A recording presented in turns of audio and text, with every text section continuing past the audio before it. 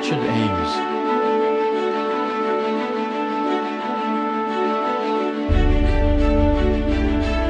L'œuvre et la mission d'Élie.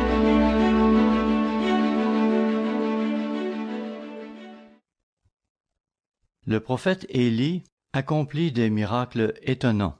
Il livra une bataille spirituelle aux prophètes de Baal et affronta le méchant roi Achab.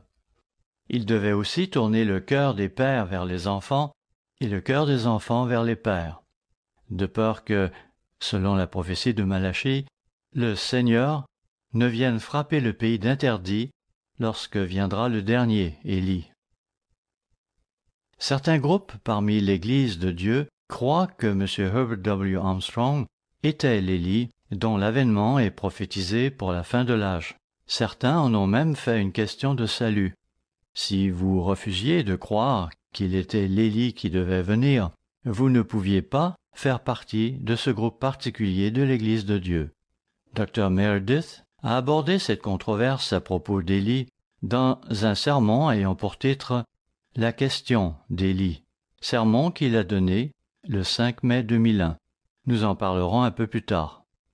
Les disciples de Jésus l'interrogèrent sur l'Élie à venir, et Jésus répondit qu'Élie était déjà venu, en la personne de Jean-Baptiste, qu'il était venu dans l'esprit et la puissance d'Élie. Alors, posons-nous aujourd'hui quelques questions, ou considérons certains points. Qui sera et qui est l'Élie du temps de la fin? Quel fut le plus grand accomplissement du prophète Élie? Quelles sont les similitudes entre la mission d'Élie et celle de M. Armstrong, de Dr. Meredith et de l'Église de Dieu aujourd'hui? Qui prépara le chemin pour la première venue de Christ? Qui va préparer le chemin pour la seconde venue de Christ? Nous allons répondre à ces questions aujourd'hui. Pour commencer, tournons-nous vers Malachie chapitre 4, où se trouve cette prophétie à propos de l'Élie du temps de la fin. Je vous donne ici le cadre et le contexte. Malachie 4, verset 1. « Car voici, le jour vient ardent comme une fournaise. Tous les hautains et tous les méchants seront comme du chaume. Le jour qui vient les embrasera, dit l'Éternel des armées. Il ne leur laissera ni racine ni rameaux. Bien sûr, cela se produira durant le jour du Seigneur, lorsque les fléaux des 7 trompettes seront déversés. Mais pour vous qui craignez mon nom, se lèvera le soleil de la justice, et la guérison sera sous ses ailes. Vous sortirez et vous sauterez comme les veaux d'une étable, et vous foulerez les méchants, car ils seront comme de la cendre sous la plante de vos pieds au jour que je prépare, dit l'Éternel des armées. C'est donc une prophétie pour les temps de la fin. Bien sûr, le jugement des nations est le thème principal de la fête des trompettes et du jour du Seigneur. Verset 4. Souvenez-vous de la loi de Moïse, mon serviteur, auquel j'ai prescrit en Horeb pour tout Israël des préceptes et des ordonnances. Dans son sermon intitulé « La question d'Élie », Dr. Meredith fait remarquer que, dans les Écritures, Moïse et Élie sont souvent mentionnés ensemble. Verset 5. « Voici, je vous enverrai Élie, le prophète, avant que le jour de l'Éternel arrive, ce jour grand et redoutable. » Qu'est-ce que le jour du Seigneur? Eh bien, comme nous l'avons montré maintes fois, prophétiquement parlant, c'est la période d'une année qui précède le retour de Christ et qui s'achève par la 7e trompette. Le jour du Seigneur est cette période d'une année qui précède le retour du Christ et c'est le thème du livre de l'Apocalypse dans son entier. C'est aussi le thème de plus de 30 prophéties dans la Bible. Le prophète Joël parle longuement du jour du Seigneur. Et si vous voulez en savoir plus sur le jour du Seigneur, je vous suggère de lire le livre de Joël. Verset 6. « Il ramènera le cœur des pères à leurs enfants, et le cœur des enfants à leurs pères, de peur que je ne vienne frapper le pays d'interdit. » Dans certaines Bibles, Frapper d'interdit est traduit par causer une destruction totale. C'est ce qui arrivera, à moins que ne vienne, avant le jour de l'Éternel, cet Élie prophétisé pour les temps de la fin. S'il ne venait pas, il y aurait destruction totale de la planète Terre. Nous y reviendrons sous peu. Mais il y avait ce deuxième Élie qui devait venir. C'était Jean-Baptiste, celui qui a préparé le chemin pour la première venue de Christ. Quand est-il apparu? Il est né avant le Christ, en fait 6 mois avant lui. Il n'y avait donc pas un grand intervalle de temps entre la venue de ce deuxième Élie et la première venue de Christ. Tournons-nous maintenant vers Luc chapitre 1, où nous jetterons un coup d'œil sur le deuxième Élie, comme on l'appelle. Dans Luc chapitre 1 se trouve une prophétie à propos de Jean-Baptiste, prophétie qui nous est transmise par l'ange qui parle à Zacharie, le père de Jean. Luc chapitre 1, verset 15. « Car il sera grand devant le Seigneur. Il ne boira ni vin, ni liqueur enivrante, et il sera rempli de l'Esprit Saint dès le sein de sa mère. » Jean-Baptiste était l'un des plus remarquables serviteurs de Dieu de tous les temps. Verset 16. « Il ramènera plusieurs des fils d'Israël au Seigneur leur Dieu. Il marchera devant Dieu avec l'esprit et la puissance d'Élie. » Nous verrons plus tard que Jean-Baptiste n'a pas fait de miracle, contrairement à Élie qui avait fait descendre le feu du ciel. Donc, même s'il est dit que Jean-Baptiste est venu dans l'esprit et la puissance d'Élie, il n'a pas pour autant eu des signes ou des miracles à son actif. À nouveau, il marchera devant Dieu avec l'esprit et la puissance d'Élie pour ramener les cœurs des pères vers les enfants et les rebelles à la sagesse des justes, afin de préparer au Seigneur un peuple bien disposé. Il était de la responsabilité du premier Élie de ramener le cœur du peuple vers le Dieu d'Israël en le détournant du faux Dieu Baal. Notez que cela fait toujours partie de notre mission aujourd'hui, car nous aussi, nous devons préparer un peuple pour le Seigneur, pour le deuxième avènement de Christ. Le sermon de Dr. Meredith, auquel je vais parfois me référer aujourd'hui, a pour titre « La question d'Élie ». Il l'avait donné en mai 2001 et je vais en citer quelques extraits.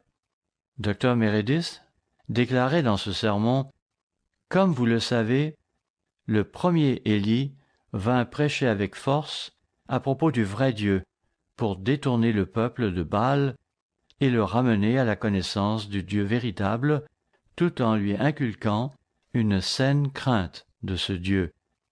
Le deuxième Élie, Jean-Baptiste, venant dans l'esprit et la puissance d'Élie, fit revenir Israël et Juda à la connaissance du vrai Dieu, tout en les amenant à se repentir de toutes leurs traditions et coutumes, de leur asservissement aux choses de ce monde et de leur laxisme.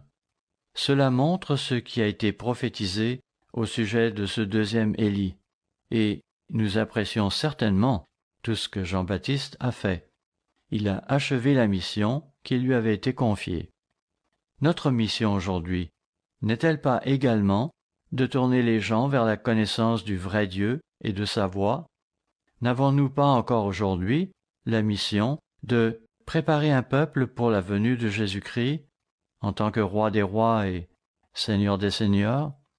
Comment le premier Élie a-t-il tourné le cœur du peuple? Nous venons d'entendre cette belle aria chantée par Christopher Pringle. Considérons un peu ce qu'elle nous apporte. Si vous voulez en savoir plus sur Élie, je vous encourage tous à lire les chapitres 17 à 23 du premier livre des rois. Et nous allons nous tourner vers 1 roi chapitre 17 pour commencer. Il y est essentiellement question d'Élie, le Tishbite. 1 roi chapitre 17 verset 1. Élie le Tishbite, l'un des habitants de Galaad, dit à Achab, « L'Éternel est vivant, le Dieu d'Israël, dont je suis le serviteur. Il n'y aura ces années-ci ni rosée, ni pluie, sinon à ma parole. » Ainsi, Élie allait avoir le pouvoir d'appeler une sécheresse sur tout Israël. Achab était alors le roi de la maison d'Israël au nord. Nous savons qu'il y eut effectivement 3 années et demie de sécheresse et qu'ensuite, lorsque Élie pria de nouveau, la sécheresse s'arrêta. Continuons à présent dans 1 Roi, chapitre 18, au verset 1, où il est dit, 1 Roi, chapitre 18, verset 1, « Bien des jours s'écoulèrent, et la parole de l'Éternel fut ainsi adressée à Élie dans la 3e année. Va, présente-toi devant Achab, et je ferai tomber de la pluie sur la face du sol. » Et Élie alla pour se présenter devant Achab. La famine était grande à Samarie. Achab avait demandé à Abdias, chef de sa maison, de se mettre à la recherche d'Élie. Abdias craignait beaucoup l'Éternel. Et lorsque Jézabel se mit à exterminer les prophètes de l'Éternel, Abdias avait pris 100 prophètes qu'il cacha 50 par 50 dans une caverne où il les avait nourris de pain et d'eau. Lorsque Abdias finit par trouver Élie, ce dernier lui commanda d'aller chercher le roi Achab. Voilà donc qu'Élie est mis en présence du roi Achab. Verset 17. 1 Roi 18, verset 17. À peine Achab aperçut-il Élie qui lui dit « Est-ce toi qui jettes le trouble en Israël ?» Élie répondit « Je ne trouble point Israël. C'est toi, au contraire, et la maison de ton père, puisque vous avez abandonné les commandements de l'Éternel et que tu es allé après les Baals. » Ainsi, Élie fit opposition à Achab, disant « Ce n'est pas moi qui jette le trouble en Israël, mais c'est toi et ta maison qui êtes responsables de cela. » Verset 19. « Fais maintenant rassembler tout Israël auprès de moi à la montagne du Carmel, et aussi les 450 prophètes de Baal et les 400 prophètes d'Astarté qui mangent à la table de Jézabel. » Achab envoya des messagers vers tous les enfants d'Israël, et il rassembla les prophètes à la montagne du Carmel. On assiste là à une de ces grandes confrontations dont il est question dans l'Ancien Testament, la confrontation avec les prophètes de Baal. Le verset suivant, le verset 21, est un verset clé, et si vous ne l'avez pas marqué dans votre Bible, faites-le.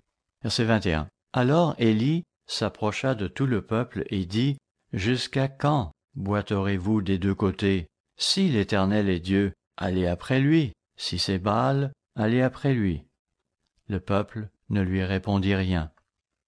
M. Gerald Weston a écrit un article dans la revue Tomorrow's World de septembre-octobre 2017, un article basé sur ce même verset. Son titre était « Vaciller entre deux opinions ». M. Weston y écrivait « Qu'en est-il de vous? Vivez-vous votre vie comme si vous cherchiez vraiment l'immortalité? Après tout, soit l'au-delà est une réalité, soit il ne l'est pas. Il n'y a pas d'autre alternative. Alors, qu'est-ce que cela représente à vos yeux? Vivez-vous votre vie avec la pensée d'une résurrection en tête? Ou bien exercez-vous votre religion et allez-vous à l'église pendant 1 heure chaque semaine, juste au cas où il y aurait une vie après la mort, ou un jugement de quelque sorte? Gardez votre place ici, dans 1 Roi chapitre 18, et revenons brièvement à Matthieu chapitre 6 verset 24, où Jésus dit, Matthieu 6 verset 24, « Nul ne peut servir 2 maîtres, car ou il haïra l'un et aimera l'autre, ou il s'attachera à l'un et méprisera l'autre. Vous ne pouvez servir Dieu et Mammon. » Élie avait défié le peuple d'Israël en disant « Pourquoi vous arrêtez-vous entre 2 opinions ?» Revenons maintenant à 1 Roi chapitre 18. On assiste là à une grande contestation avec les prophètes de Baal. Élie leur dit « Procurez-vous un taureau, et je ferai de même. Et le Dieu qui répondra par le feu, qu'il soit Dieu. » Et tout le peuple acquiesça à cette proposition. Alors les prophètes de Baal commencèrent à mettre la viande sur l'autel, Puis ils implorèrent Baal de faire descendre le feu du ciel. Alors qu'ils agissaient ainsi, parfois Élie se moquait d'eux en disant « Vous devriez vous lamenter un peu plus fort. Il est peut-être en voyage. » Je suppose que si Élie vivait à notre époque, il se moquerait d'eux en disant « Oh, Baal est probablement accaparé par un jeu vidéo. Criez un peu plus fort, si vous voulez attirer son attention. » D'autres traductions de la Bible font aussi état du sarcasme et des moqueries d'Élie à l'endroit des prophètes de Baal. Après avoir imploré Baal toute la matinée, dans l'après-midi, selon leur coutume, les mêmes prophètes commencèrent à se faire des incisions jusqu'à faire jaillir leur sang, tout cela dans l'espoir d'attirer l'attention de Baal et de le faire agir. Finalement, on en arriva au sacrifice du soir. Toute la journée, les prophètes de Baal avaient imploré leur faux dieu et s'étaient fait des incisions dans la chair, mais en vain. À présent, c'était au tour d'Élie d'implorer son Dieu. Combien de temps Élie a-t-il prié? Eh bien, si vous lisez 1 Roi chapitre 18, les versets 36 et 37, comme je l'ai fait, vous constaterez que la prière d'Élie ne prit qu'environ 24 secondes. Voyons-le. 1 Roi 18, verset 36. Au moment de la présentation de l'offrande, Élie, le prophète, s'avança et dit « Éternel, Dieu d'Abraham, d'Isaac et d'Israël, que l'on sache aujourd'hui que tu es Dieu en Israël, que je suis ton serviteur et que j'ai fait toutes ces choses par ta parole. » Verset 37. Réponds-moi, Éternel, et réponds-moi afin que ce peuple reconnaisse que c'est toi, Éternel, qui es Dieu, et que c'est toi qui ramènes leur cœur. Ce fut assurément une très courte prière, quand on compare cela à toutes ces heures que les prophètes de Baal avaient imploré leur Dieu sans obtenir de réponse. À la suite de cette courte prière d'Élie, que s'est-il passé? Verset 38. Et le feu de l'Éternel tomba, et il consuma l'holocauste, le bois, les pierres et la terre, et il absorba l'eau qui était dans le fossé. Quand tout le peuple vit cela, ils tombèrent sur leur visage et dirent « C'est l'Éternel qui est Dieu, c'est l'Éternel qui est Dieu. » Verset 40. « Saisissez les prophètes de Baal, leur dit Élie, qu'aucun d'eux n'échappe. » Élie s'acquitta ainsi de la responsabilité que Dieu lui avait confiée. Dans la musique spéciale que nous avons entendue aujourd'hui, il avait été question de revenir de tout cœur à notre Dieu. On y disait notamment « Si de tout ton cœur, tu t'efforces de le rechercher ». Cela provient bien sûr de l'oratorio d'Élie, que nous devons à Mendelssohn. C'est la partition vocale de l'Élie de Mendelssohn, un livre entier. Ma femme et moi avons assisté à une représentation de l'Élie de Mendelssohn. C'était à notre auditorium de Pasadena en janvier 1970. Nous nous demandions récemment quand cela avait eu lieu, et ma femme avait alors mentionné à quel point cette représentation de l'oratorio d'Élie à l'auditorium de l'Ambassador College l'avait inspirée. Elle pensait que c'était peut-être en 1971 ou en 1972, mais nous avons appris depuis que c'était en réalité en janvier 1970. Comment l'avons-nous su?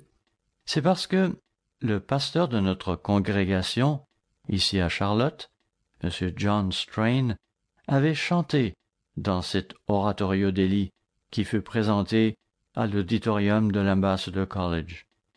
Oui, M. Strain avait chanté tous les refrains de ce livre en 2h30. Après la mort de M. Armstrong, en janvier 1986, une autre représentation de l'oratorio d'Élie avait été donnée dans l'auditorium de l'Ambassador College. C'était durant les jours des pains sans levain. Et, cette fois-ci, ma femme jouait dans l'orchestre avec d'autres musiciens. À l'époque, je me trouvais à Cincinnati, où je rendais visite à M. et Mme Bob League. Ce fut tout à l'honneur de M. Armstrong d'avoir l'oratorio d'Élie interprété durant les Jours des pains sans levain en 1986. Jetons juste un coup d'œil aux 2 passages des Écritures qui mettent l'accent sur la nécessité de rechercher Dieu de tout notre cœur. Je les trouve tellement inspirants et j'espère que vous les avez marqués dans votre Bible. Le premier passage est Deutéronome chapitre 4, verset 29, où il est question de gens qui seront dans la captivité et à qui il sera donné l'occasion de se repentir, même s'ils n'ont pas voulu le faire plus tôt. Oui, lorsqu'ils seront finalement plongés dans la grande tribulation, cette occasion leur sera offerte à nouveau. Deutéronome 4, verset 29. C'est de là aussi que tu chercheras l'Éternel ton Dieu, et que tu le trouveras si tu le cherches de tout ton cœur et de toute ton âme. C'est une promesse pour nous tous, même aujourd'hui. Espérons que nous sommes tous animés de cet esprit qui nous pousse à le chercher continuellement de tout notre cœur et de toute notre âme. Un des adolescents parmi nous m'a dit que, de toute la Bible, c'est là son verset préféré. Le deuxième passage qui met l'accent sur la nécessité de rechercher Dieu de tout notre cœur est Jérémie chapitre 29, versets 11 à 14. Voyons-le. Jérémie 29, versets 11 à 14. Car je connais les projets que j'ai formés sur vous, dit l'Éternel, projets de paix et non de malheur, afin de vous donner un avenir et de l'espérance. Vous m'invoquerez et vous partirez. Vous me prierez et je vous exaucerai. Vous me chercherez et vous me trouverez si vous me cherchez de tout votre cœur. Je me laisserai trouver par vous, dit l'Éternel. Remercions donc Dieu pour les promesses qu'il nous a faites et réclamons-les, étant entendu que nous nous efforcerons de satisfaire aux conditions qui nous sont imposées pour y avoir droit. Recherchons-nous Dieu de tout notre cœur? J'espère que cela fait partie de notre caractère et fait partie intégrante de notre cheminement quotidien avec Christ. Il y a 2 semaines, M. Gerald Weston a donné un sermon intitulé Hébreux 11, verset 6. Or, sans la foi, il est impossible de lui être agréable, car il faut que celui qui s'approche de Dieu croie que Dieu existe et qu'il est le rémunérateur de ceux qui le cherchent. Cette approche doit donc faire partie de notre nature, de notre caractère, et je prie pour tous les membres de l'Église afin qu'ils recherchent Dieu avec diligence, continuellement, fidèlement et systématiquement. Revenons à 1 Roi, chapitre 18, pour assister à la fin de la sécheresse après qu'Élie eut prié pour la pluie. 1 Roi 18, verset 41. Et Élie dit à Achab, « Monte, mange et bois, car il se fait un bruit qui annonce la pluie. » Cela fait suite à sa déclaration initiale 3 ans et demi plus tôt. Verset 42. Achab monta pour manger et pour boire. Mais Élie monta au sommet du Carmel, et, se penchant contre terre, il mit son visage entre ses genoux, et dit à son serviteur, « Monte, regarde du côté de la mer. » Le serviteur monta, il regarda, et dit, « Il n'y a rien. » Élie dit 7 fois, « Retourne. » À la 7e fois, il dit, « Voici un petit nuage qui s'élève de la mer, et qui est comme la paume de la main d'un homme. » Élie dit, « Monte et dis à Achab, attelle et descends, afin que la pluie ne t'arrête pas. » En peu d'instants, verset 45, le ciel s'obscurcit par les nuages, le vent s'établit, et il y eut une forte pluie. Achab monta sur son char et partit pour Jizréel. Il partait donc du sommet du Carmel. Et la main de l'Éternel fut sur Élie, qui se saignit les reins et courut devant Achab jusqu'à l'entrée de Jezreel. Quelle est la distance entre le mont Carmel et Jezreel? Les commentaires bibliques parlent d'environ 27 kilomètres. Et c'est donc cette distance qu'Élie dut parcourir en avant du char d'Achab. L'autre jour, au déjeuner, nous discutions de la façon dont ces chars de l'époque étaient menés, notamment du fait qu'ils avançaient péniblement par moments, alors qu'à d'autres moments, ils pouvaient rouler à vive allure. Il semble en tout cas qu'Élie n'était pas un vieil homme à l'époque, étant donné qu'il put parcourir ces 27 kilomètres et même arriver avant Achab. Je suis curieux. Je sais que nous avons quelques athlètes dans l'auditoire. Alors, veuillez lever la main, ceux parmi nous qui ont déjà parcouru le marathon, ce qui correspond à plus que 27 kilomètres. Bon, je vois qu'il y a 7 ou 8 mains levées.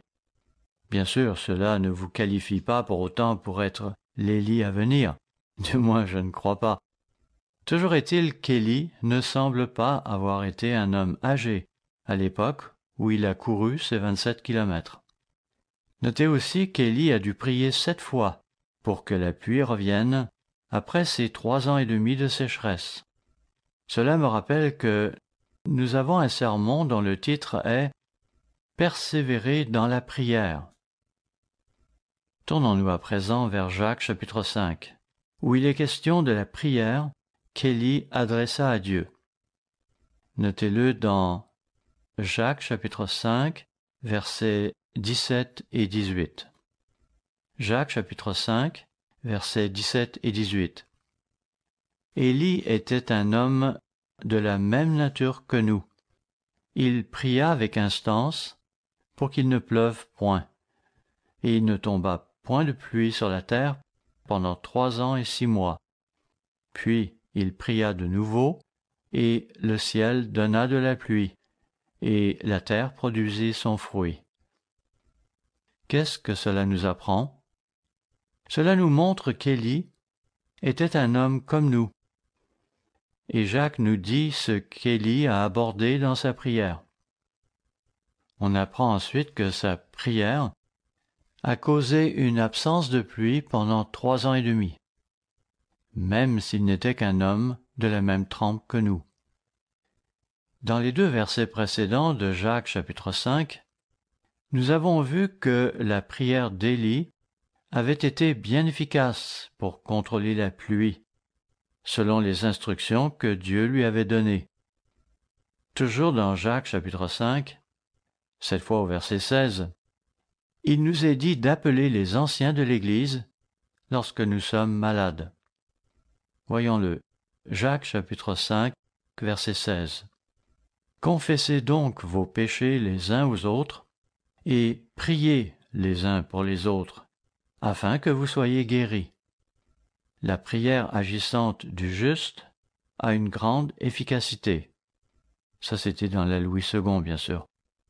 Quant à la Bible du Sommeur, elle dit, pour Jacques chapitre 5, verset 16, « Confessez vos péchés les uns aux autres et priez les uns pour les autres, afin que vous soyez guéris.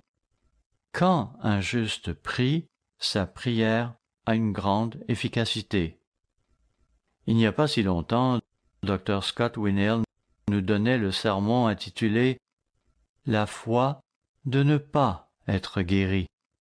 Il y disait notamment « Même si votre prière, tout en étant efficace, ne vous amène pas la guérison, elle n'en est pas moins très utile. Alors, souvenez-vous-en. » Ainsi, comme il est dit au verset 16, « Nous prions les uns pour les autres, afin que nous puissions être guéris. » Dans son livre « Message of James », Mottier fait le commentaire suivant à propos du livre de Jacques, à savoir que le mot « ischus » en grec signifie « force » en français, cette force qui rend une personne ou une chose suffisante pour la tâche. Mottier y fait aussi des commentaires sur la nature d'Élie. On vient de dire qu'Élie était un homme de la même trempe que nous.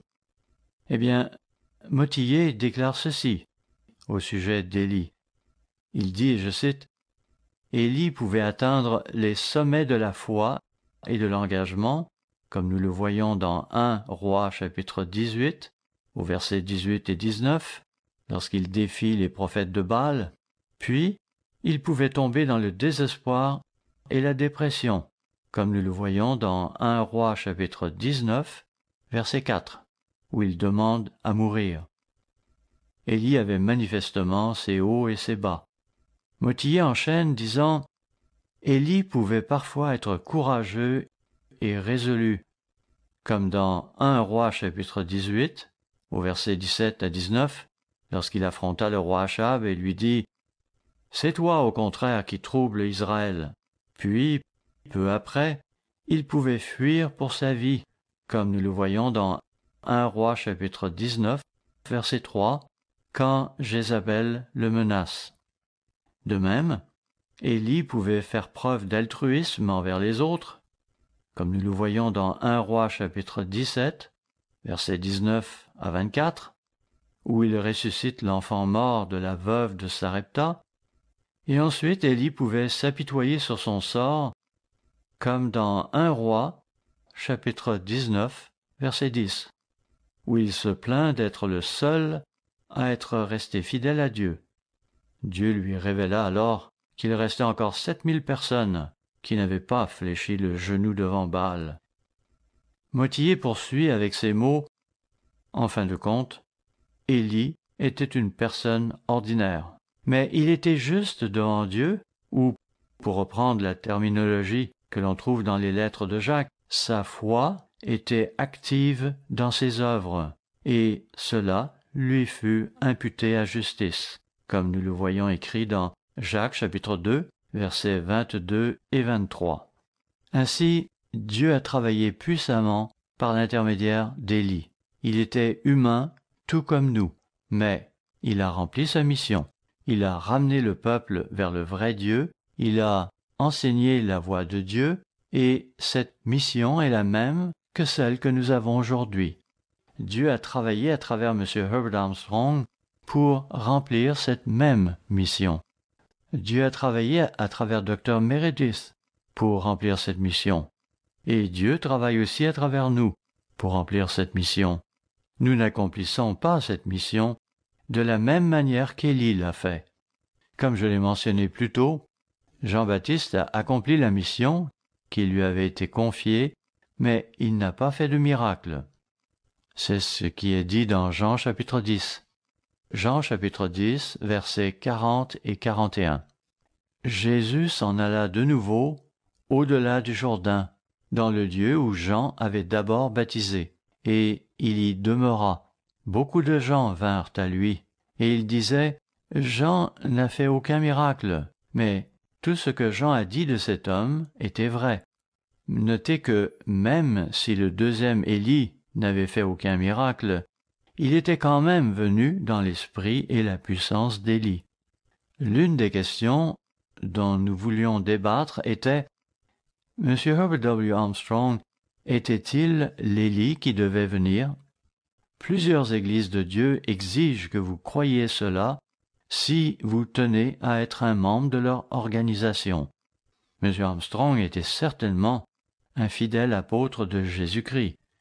Il a servi Dieu fidèlement pendant plus de 50 ans. Il a prêché l'Évangile avec force et a témoigné personnellement aux dirigeants du monde. Bien sûr, il est mort il y a maintenant 33 ans et demi, et les jeunes parmi nous ne savent pas grand-chose au sujet du ministère de M. Armstrong. J'ai ici une brochure intitulée « Herbert W. Armstrong, ambassadeur pour la paix dans le monde ». Elle vient de la Fondation Ambassador, et elle le montre en compagnie de plusieurs dirigeants de ce monde. Si ceux d'entre vous qui avaient moins de 40 ans et qui ne connaissaient pas M. Armstrong aimeraient voir cette brochure, venez me voir après le service et je vous la montrerai.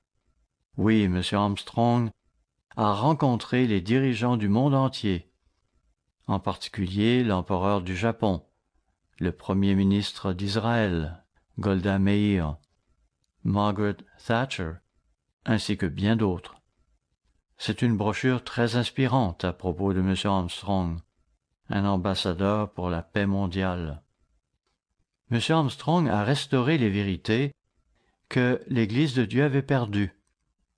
Ainsi, le 17 décembre 1983, dans son sermon intitulé Mission of the Philadelphia Church Era, M. Armstrong a énuméré 18 vérités restaurées. Ce sermon est toujours disponible sur Internet sous le titre du même nom, Mission of the Philadelphia Church Era.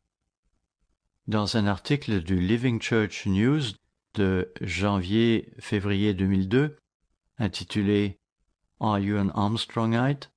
Le docteur Meredith écrivait, et je cite, « Les divers groupes de l'Église de Dieu qui observent le sabbat ont une énorme dette de gratitude envers Monsieur et Madame Herbert W. Armstrong. Pratiquement seuls au début, ils ont été persécutés pendant de nombreuses années et ont connu des difficultés physiques et financières. Mais ils ont travaillé ensemble comme une équipe pour rétablir de nombreuses vérités dans l'Église et pour faire revivre l'œuvre de Dieu. » Fin de la citation.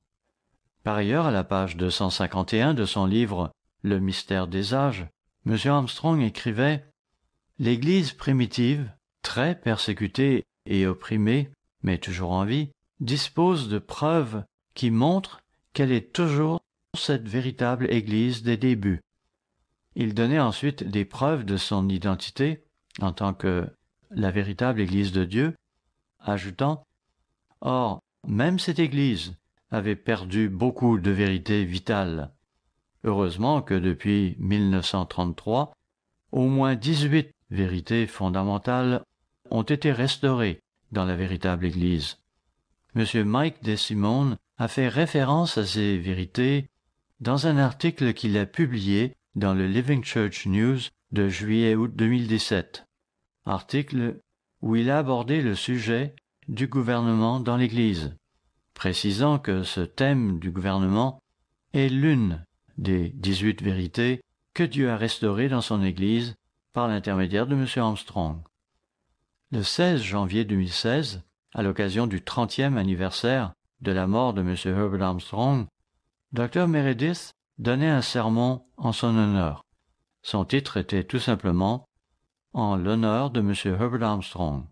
Notez cependant que certaines églises de Dieu exigent que vous croyiez que M. Armstrong était l'Élie qui devait venir. De fait, M. Armstrong lui-même croyait qu'il faisait le travail d'Élie. Je vous ai déjà montré que nous, dans l'Église du Dieu vivant, nous accomplissons le travail et la mission d'Élie. À la page 348 de son livre « Le mystère des âges », parlant du concept qu'il était l'Élie à venir, M. Armstrong a dit, et je cite, « Mais, pour préparer le chemin, en vue du deuxième avènement de Christ, il y aura un autre messager dont Élie était un type. Ce sera une voix qui criera dans le désert spirituel de confusion religieuse qui régnera dans le monde afin de préparer le chemin pour que le roi des rois et seigneur des seigneurs, glorifié et spirituel, puisse venir, revêtu de la puissance suprême et de la gloire de Dieu. Il viendra alors vers son temple spirituel qu'est l'Église. Éphésiens chapitre 2 verset 21, afin de réellement rétablir le royaume de Dieu sur la terre. Ainsi, M. Armstrong se définit comme cette voix qui crie dans le désert de confusion religieuse qui règne ici-bas. C'est ce que nous faisons encore aujourd'hui. Mais M. Armstrong était-il l'Élie qui devait venir? Il a certainement aidé à préparer le deuxième avènement de Christ comme nous le faisons.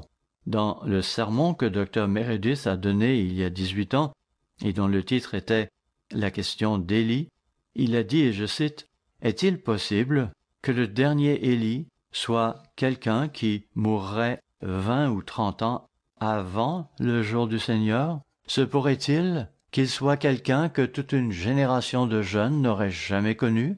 Autrement dit, cet Élie pourrait-il avoir manqué à toute une génération précédant le jour du Seigneur? Pensez-y. Nous avons déjà mentionné que Jean-Baptiste chevauchait le ministère de Jésus-Christ de 6 mois. Christ a commencé son ministère et Jean-Baptiste a été décapité environ 6 mois plus tard. Mais pendant la grande tribulation et le jour du Seigneur, les deux témoins prophétiseront pendant 1260 jours, et cela jusqu'au retour de Christ. Ils seront laissés pour morts à la vue de tous pendant 3 jours et demi, puis ils seront ressuscités. Dans un article de notre revue LCN de janvier-février 2019, M. Gerald Weston faisait cette réflexion. Que penser? Certains croient que M. Herbert Armstrong était l'Élie à venir, mais plus le temps passe, moins cela est probable. Soulignons que sa mort remonte à plus de 33 ans, au début de 1986. Il a certainement fait un travail semblable à celui d'Élie, mais a-t-il accompli la prophétie de Malachie 4? Seul le temps le dira. Pour sa part, Dr. Meredith a aussi déclaré « Nous pensons que M. Armstrong a fait un travail semblable à celui d'Élie. Comprenez-moi bien. Par là, je veux dire qu'il prêchait avec puissance et ramenait un certain nombre de personnes dans les voies de Dieu. Sur une nation de 240 ou 250 millions d'êtres humains, nous en avions 150 000 dans l'Église durant son ministère. Mais, comme il l'a souligné plusieurs fois, il ne pensait pas que la moitié de ces gens étaient convertis. Nous croyons que M. Armstrong a rempli bon nombre des éléments de la mission d'Élie, qu'il a fait un travail semblable à celui d'Élie, et nous marchons dans ses traces en faisant de même, comme je l'ai déjà souligné. Frères et sœurs, nous remercions Dieu pour le puissant ministère que M. Armstrong a exercé. Il en a ramené beaucoup vers le vrai Dieu, et il a fidèlement suivi les instructions de Christ. Ainsi, il a prêché l'évangile du royaume de Dieu dans le monde, en tant que témoignage, et il a aussi fortifié les membres. Dr. Meredith a suivi les traces de M. Armstrong, dirigeant fidèlement l'œuvre de Dieu pour qu'elle accomplisse les mêmes éléments de la mission d'Élie. Sous la direction de M. Gerald Weston, nous nous efforçons aujourd'hui de remplir ces mêmes éléments de la mission d'Élie. Nous en appelons beaucoup à la repentance, et nous tournons le cœur des gens vers le vrai Dieu et vers notre Sauveur Jésus-Christ. Ce faisant, nous accomplissons des éléments majeurs du travail et du ministère d'Élie. Dr. Meredith a observé que Moïse et Élie sont souvent mentionnés conjointement dans les Écritures, comme je l'ai mentionné précédemment. Je voudrais à présent que nous nous tournions vers la vision de Moïse et d'Élie. Vous savez sûrement où cela se trouve. Alors, allons-y. Pour ceux d'entre vous qui ne le sauraient pas, c'est dans Matthieu chapitre 17, un passage très inspirant. Au cours de nos voyages en Israël, nous sommes allés au mont Tabor, qui passe pour le lieu traditionnel où eut lieu la transfiguration, bien que je doute que quiconque puisse le confirmer pleinement. Matthieu chapitre 17, versets 1 à 3. 6 jours après, Jésus prit avec lui Pierre, Jacques et Jean, son frère, et il les conduisit à l'écart sur une haute montagne. Il fut transfiguré devant eux. Son visage resplendit comme le soleil, et ses vêtements devinrent blancs comme la lumière. Et voici, Moïse et Élie leur apparurent, s'entretenant avec lui. On pourrait se le demander, comment savait-il qu'il s'agissait de Moïse et d'Élie? Une chose que cela nous apprend, c'est que notre identité sera toujours reconnaissable dans le royaume. Même si nous serons alors changés, glorifiés et immortels, on pourra toujours nous identifier. Verset 4. Pierre, prenant la parole, dit à Jésus, « Seigneur, il est bon que nous soyons ici. Si tu le veux, je dresserai ici 3 tentes, une pour toi, une pour Moïse et une pour Élie. » C'était une vision du royaume de Dieu à venir. Ce que Jacques, Pierre et Jean ont vu était Christ glorifié, ainsi que Moïse et Élie dans le royaume de Dieu. C'était annoncé dans Matthieu chapitre 16, verset 28. Matthieu 16, verset 28. « Je vous le dis en vérité, quelques-uns de ceux qui sont ici ne mourront point qu'ils n'aient vu le Fils de l'homme venir dans son règne. » Pourquoi Christ leur a-t-il montré Moïse et Élie dans cette vision? Parce qu'ils occuperont des positions de tout premier rang dans le royaume de Dieu, dans le gouvernement de Dieu et dans la famille de Dieu. Abraham, Isaac et Jacob seront très probablement au-dessus d'eux cependant. En effet, dans Matthieu 22, verset 32, Jésus dit « Je suis le Dieu d'Abraham, le Dieu d'Isaac et le Dieu de Jacob », soulignant ainsi toute la puissance de ces trois noms dans la hiérarchie. Nous supposons donc que, dans le royaume, sous Jésus-Christ, il y aura Abraham, Isaac et Jacob, mais que Moïse et Élie y occuperont aussi une place importante. Matthieu 17, verset 9. Comme ils descendaient de la montagne, Jésus leur donna cet ordre. Ne parlez à personne de cette vision, jusqu'à ce que le Fils de l'homme soit ressuscité des morts.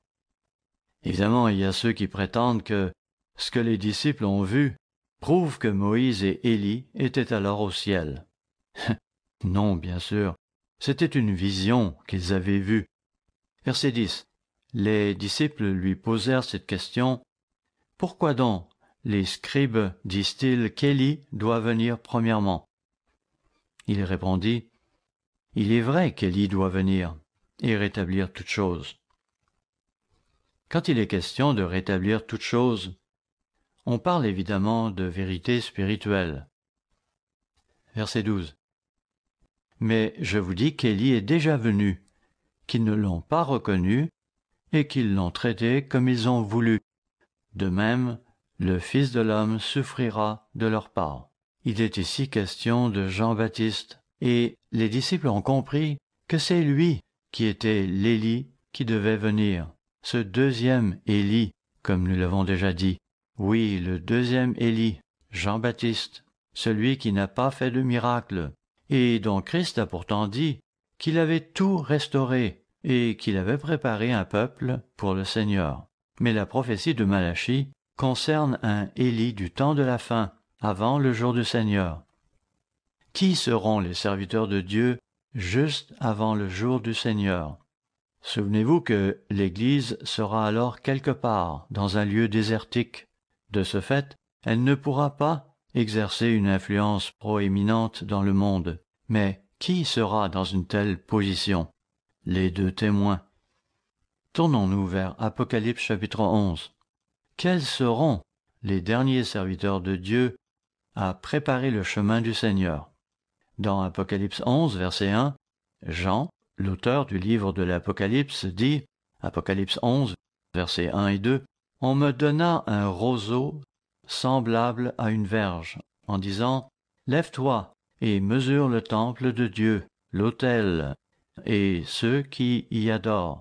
Mais le parvis extérieur du temple, laisse-le de côté, et ne le mesure pas, car il a été donné aux nations, et elles fouleront aux pieds la ville sainte pendant 42 mois. » Nous savons donc que Jérusalem sera foulée aux pieds par les païens pendant 42 mois. En fait, c'est l'une des 4 activités majeures qui se dérouleront pendant ces 3 ans et demi. Note du traducteur, M. Ames parle maintenant d'une brochure qui n'est pas encore disponible en français. Son titre est « Armageddon et au-delà ». Dans la partie centrale de la brochure se trouve un tableau qui montre les différentes étapes prophétiques qui marqueront les 2 ans et demi de la grande tribulation et l'année du jour du Seigneur qui suivra. 4 activités se dérouleront simultanément pendant ces 3 ans et demi. La première, qui montre Jérusalem piétinée par les païens, comme il est dit dans Apocalypse chapitre 11 verset 2. La deuxième est l'activité que poursuivront les 2 témoins pendant 1260 jours. Voyez pour cela Apocalypse 11 verset 3. La troisième concerne l'Église au désert pendant 3 temps et demi, comme il est dit dans Apocalypse chapitre 12 verset 14. Enfin, il est dit de la bête qu'elle continuerait ses activités pendant 42 mois. Apocalypse 13 verset 5. Notez cependant qu'à ce moment particulier, seuls les 2 témoins représentent l'Église et le Dieu Tout-Puissant aux yeux du monde. Poursuivons dans Apocalypse chapitre 11 verset 3. je donnerai à mes 2 témoins le pouvoir de prophétiser, revêtus de sacs, pendant 1260 jours. Donc, encore une fois, il s'agit de la même période de 3 ans et demi. Ces 2 témoins seront tués et le monde entier se réjouira, et ils verront leurs cadavres vêtus de sacs. Ceci grâce à des retransmissions en direct à travers le monde. Verset 4. Ce sont les 2 oliviers et les 2 chandeliers qui se tiennent devant le Seigneur de la terre. Si quelqu'un veut leur faire du mal, du feu sort de leur bouche et dévore leurs ennemis. Et si quelqu'un veut leur faire du mal, il faut qu'ils soient tués de cette manière. Effectivement, et c'est ce que nous voyons aussi dans 2 Rois chapitre 1, versets 9 à 13, un passage que nous n'aurons pas le temps de lire, mais il y est là encore question d'Élie. Cet Élie, vers qui le roi Achazia avait à plusieurs reprises envoyé un détachement de 50 soldats avec leur capitaine. Lorsque le premier contingent se présenta devant lui, Élie commanda le feu du ciel, et ils furent exterminés. La même chose arriva au second groupe que le roi envoya vers Élie. Par contre, lorsque le troisième groupe vint, leur capitaine s'inclina devant Élie pour lui demander de l'épargner, lui et ses hommes. Suite à cela, Dieu dit à Élie d'accompagner ce groupe, qui devait le mener auprès d'Achazia, et à qui il annonça qu'il mourrait, étant donné qu'il s'était tourné vers les dieux païens pour sa guérison, et non vers le Dieu d'Israël. Retenez qu'Élie avait commandé le feu du ciel, et les 2 témoins auront ce même pouvoir. Verset 6. Ils ont le pouvoir de fermer le ciel, afin qu'il ne tombe point de pluie pendant les jours de leur prophétie. C'est ce que fit Élie en causant une sécheresse pendant 3 ans et demi. Et ils ont le pouvoir de changer les eaux en sang, ce que Moïse a fait dans Exode chapitre 7, versets 14 à 25, et de frapper la terre de toute espèce de plaie chaque fois qu'ils le voudront. Voilà le témoignage qu'ils rendront durant les 42 mois de la grande tribulation et du jour de l'Éternel. Je vous ai dit que j'allais commenter ce sermon de Dr. Meredith intitulé « La question d'Élie ». Dans ce sermon qu'il avait donné en mai 2001, il parlait des 2 témoins et d'Apocalypse chapitre 11. Dr. Meredith y déclare, et je cite, « Ces 2 hommes sont assurément une sorte d'Élie et de Moïse, si on considère les choses qu'ils ont faites.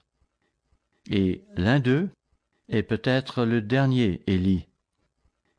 Notez qu'ils auront le pouvoir de frapper la terre de toute espèce de plaie, chaque fois qu'ils le voudront. Finalement, ils seront tués, puis ressuscités. » Cette description des 2 témoins correspond donc parfaitement à ce que Moïse et Élie ont fait à l'origine, et ils vont littéralement secouer le monde entier. Le monde entier aura entendu parler d'eux quand ils auront fini leur travail. Il n'y aura pas alors toute une génération qui pourra dire qu'elle n'a jamais entendu parler de ces 2 personnages. Ayant cela à l'esprit, il semblerait très présomptueux de notre part de nommer un autre Élie à l'avance, lorsque nous ne savons pas, et que vous ne savez pas, ce que l'avenir présage. Et il serait encore plus présomptueux et incroyablement arrogant d'en faire l'élément central de notre religion, ce que d'autres semblent avoir fait. Encore une fois, nous considérons certes M. Armstrong comme un apôtre et au moins un précurseur de l'Élie final. Il était au moins ça. Et s'il l'était, il n'était pas le dernier Élie. À noter cependant que l'un des 2 témoins est un candidat potentiel pour le titre de l'Élie final. Et Dr. Meredith, de conclure, « Au fait, je ne suis pas cet Élie. Loin de moi cette pensée que je pourrais être cet Élie. Je veux que cela soit clair. Je ne suis pas en compétition avec quelqu'un. J'espère pouvoir servir de ministre pendant encore quelques années, entre M. Armstrong et le dernier Élie, s'il doit y avoir un autre homme pour remplir ce rôle. Mais ce dont je suis sûr, c'est que ce sera quelqu'un de plus jeune, de plus intelligent, de plus beau et de plus puissant que moi. Je le pense vraiment. Élie n'était probablement pas un vieil homme lorsqu'il courut 27 kilomètres au-devant du char d'Achab. Pendant le ministère des 2 témoins, l'Église sera protégée dans le désert. Peut-être entendra-t-elle parler des miracles et de la mission accomplie par ces 2 témoins. Que fera Élie dans le royaume?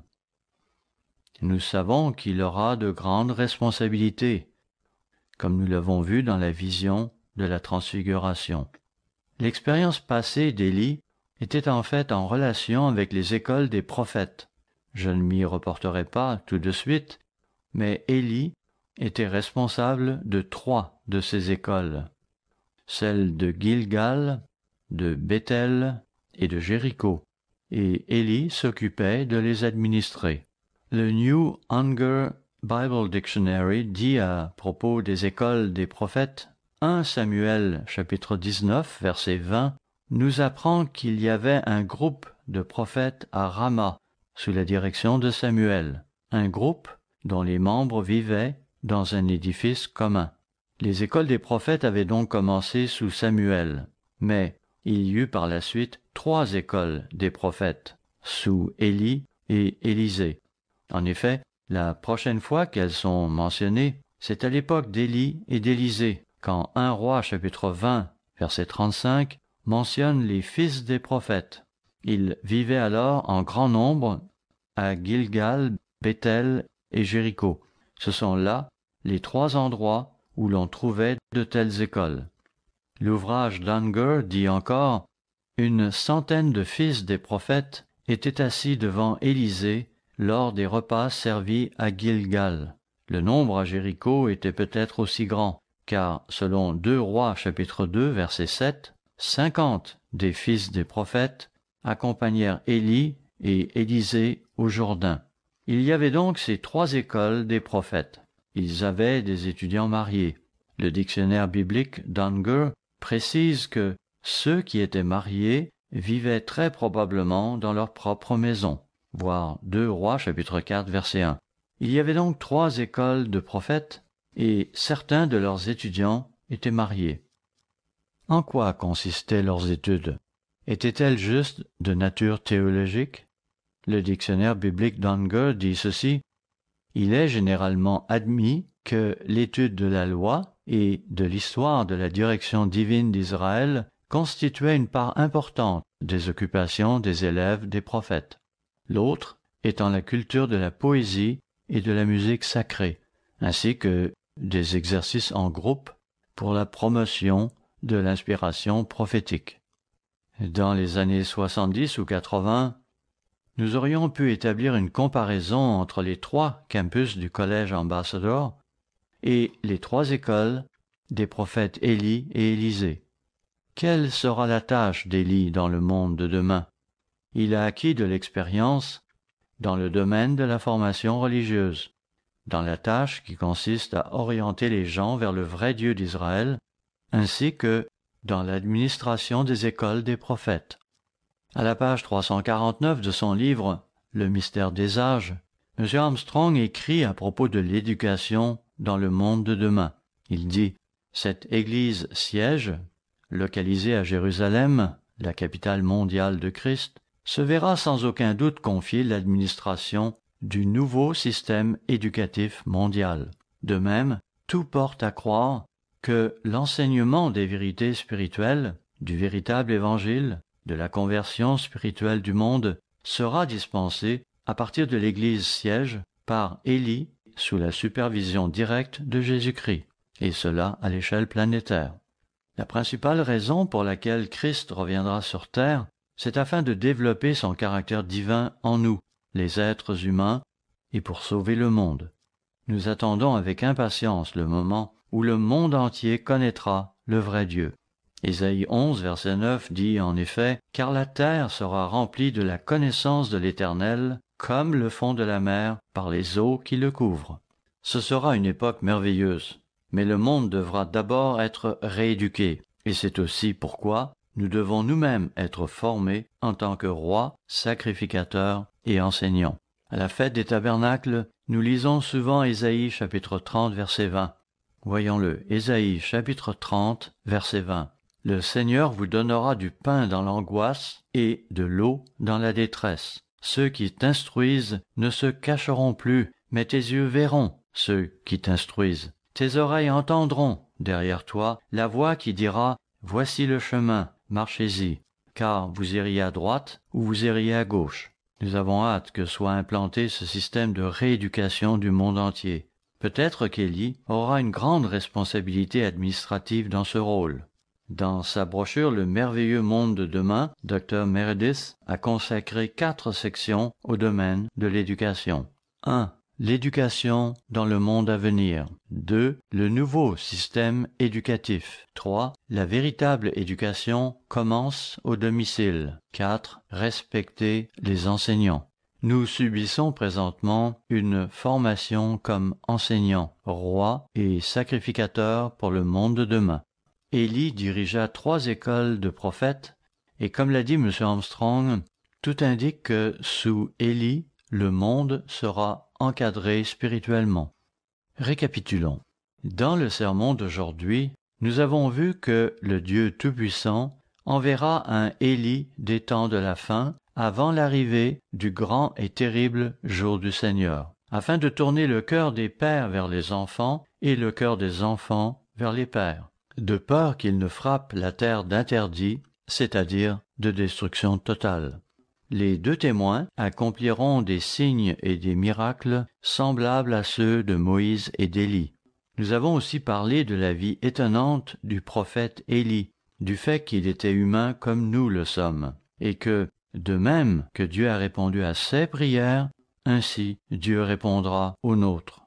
Élie a ramené le cœur d'Israël au vrai Dieu. L'Église de Dieu, sous la direction de M. Herbert Armstrong, de Dr. Roderick Meredith et maintenant de M. Gerald Weston, tourne aussi le cœur des gens vers le vrai Dieu. Nous sommes la famille de Dieu. Nous mettons l'accent sur la famille. De fait, un des sermons que Dr. Meredith a donné sur ce sujet avait pour titre « L'Église est une famille ». Le royaume de Dieu est le gouvernement de Dieu, mais il est aussi la famille de Dieu. Nous sommes l'Église de Dieu, nous sommes la famille de Dieu. M. Armstrong avait déclaré à juste titre qu'il était une voix qui s'élève dans le désert spirituel de la confusion religieuse qui sévit dans le monde. Nous poursuivons cette même mission aujourd'hui. Dieu ne frappera pas la terre d'une destruction totale parce qu'il reste encore un Élie à venir. Simultanément, Christ a bien dit dans Matthieu 24, verset 22, « Et si ces jours n'étaient abrégés, personne ne serait sauvé. Mais à cause des élus, ces jours seront abrégés. » Les élus feront le travail d'Élie et s'acquitteront de la grande commission que Christ a donnée à l'Église. Même aujourd'hui, Dieu a un corps actif d'hommes, de femmes et d'enfants de la foi. Le docteur Meredith a décrit les 7 points de la commission de l'Église qui incluent l'avertissement d'Ézéchiel à l'Israël moderne. La Grande-Bretagne et les États-Unis sont-ils mentionnés dans la Bible? J'espère que certains d'entre vous ont suivi l'émission Tomorrow's World Now du jeudi 1er août 2019, il y a tout juste 2 jours. La semaine prochaine, Tomorrow's World Now débutera à 19h, de sorte que, jeudi prochain, vous ne verrez pas Tomorrow's World Now en direct à 15h comme d'habitude, mais à 19h. Si vous en avez l'occasion, assurez-vous de la regarder.